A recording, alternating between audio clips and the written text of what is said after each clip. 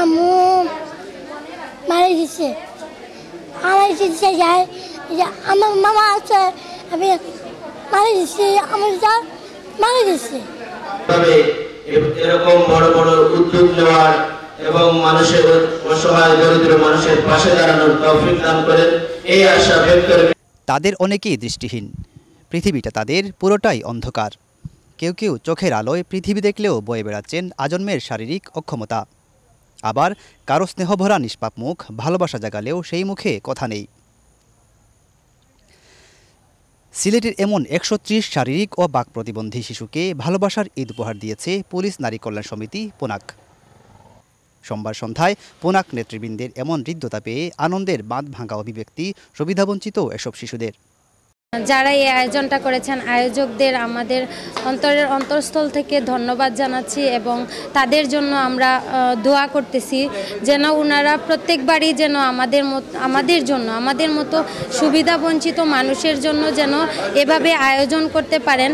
আর হচ্ছে একজন নারী যিনি হচ্ছেন মাহফুজা শারমিন, উনি আমাদেরকে নিয়ে ভাবেন। আমরা হচ্ছে একে তো সুবিধাবঞ্চিত মানুষ, দ্বিতীয়ত হচ্ছে আমরা একজন নারী, আমাদের জন্য যেন উনি ভাবেন। তাই আমি আমার অন্তরস্থল থেকে দোয়া করতেছি উনার দীর্ঘ আয়ু, এবং যারা এই আয়োজনটা করেছেন প্রত্যেকের জন্য আমি দীর্ঘ আয়ু কামনা করতেছি। তাদের প্রত্যেকের ফ্যামিলির জন্য আমি শান্তি কামনা করতেছি, ওনাদের সকলের ভালো দিকটা কামনা করতেছি। পুনাকের এই মহৎ উদ্যোগকে স্বাগত জানিয়ে এর ধারাবাহিকতা রক্ষার আহ্বান জানান উপস্থিত শিক্ষক ও অভিভাবকেরা। খুবই ভালো লাগছে যে একজন পুলিশ হয়ে একজন প্রতিবন্ধী টিম যারা আছে তাদেরকে মানে সম্মান দিচ্ছেন।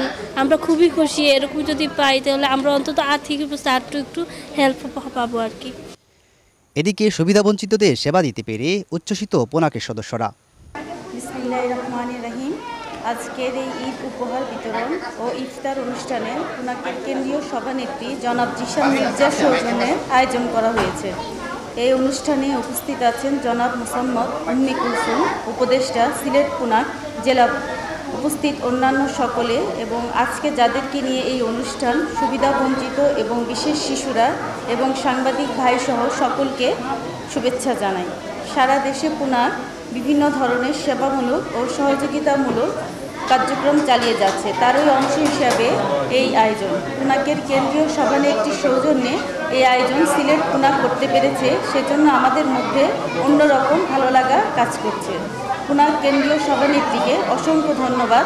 আমরা ভবিষ্যতে এই ধরনের কার্যক্রম আরও বেশি করতে চাই। আমাদের জন্য সকলে দোয়া করবেন।